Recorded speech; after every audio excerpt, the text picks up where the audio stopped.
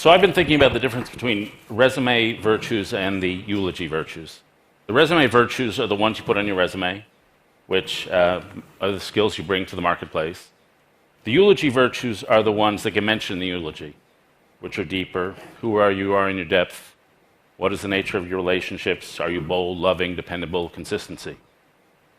And most of us, including me, would say that the eulogy virtues are the more important of the virtues. But at least in my case, are they the ones that I think about the most? And the answer is no. So I've been thinking about that problem. And a thinker who's helped me think about it is a guy named Joseph Soloveitchik, who was a rabbi who wrote a book called The Lonely Man of Faith in 1965.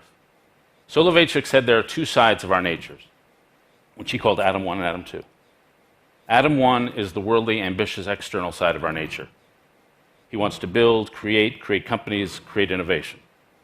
Adam 2 is the humble side of our nature. Adam 2, not only to do good, but to be good, to live in a way internally that honors God, creation, and our possibilities. Adam 1 wants to conquer the world. Adam 2 wants to hear a calling and obey the world. Adam 1 savors accomplishment. Adam 2 savors inner consistency and strength. Adam 1 asks how things work. Adam 2 asks why we're here.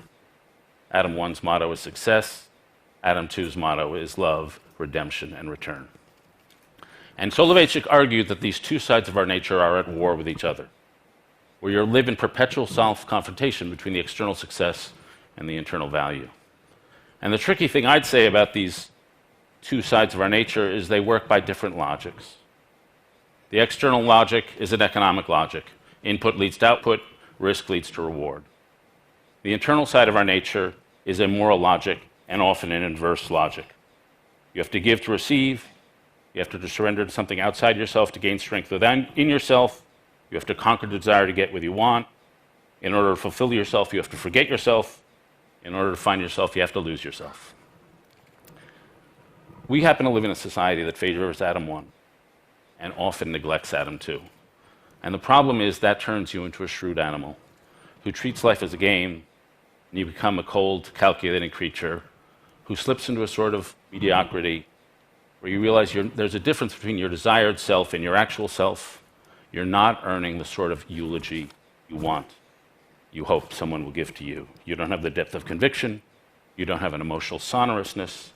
You don't have commitment to tasks that would take more than a lifetime to commit. I was reminded of a common response through history of how you build a Sodom Adam 2, how you build a depth of character. Through history, people have gone back into their own pasts, sometimes to a precious time in their life, to their childhood. And often, the mind gravitates in the past to a moment of shame. Some sin committed, some act of selfishness, an act of omission or shallowness, the sin of anger, the sin of self-pity, trying to be a people pleaser, a lack of courage. Adam 1 is built by building on your strengths. Adam 2 is built by fighting your weaknesses. You go into yourself, you find the sin which you've committed over and again through your life, your signature sin, out of which the others emerge. And you fight that sin and you wrestle with that sin. And out of that wrestling, that suffering, then a depth of character is constructed. And we're often not taught to recognize the sin in ourselves, and we're not taught in this culture how to wrestle with it, how to confront it, and how to combat it. We live in a culture with an Adam 1 mentality where we're inarticulate about Adam 2. Finally, Reinhold Niebuhr summed up the confrontation, the fully lived Adam 1 and Adam 2 life this way. Nothing that is worth doing can be achieved in our lifetime. Therefore, we must be saved by hope.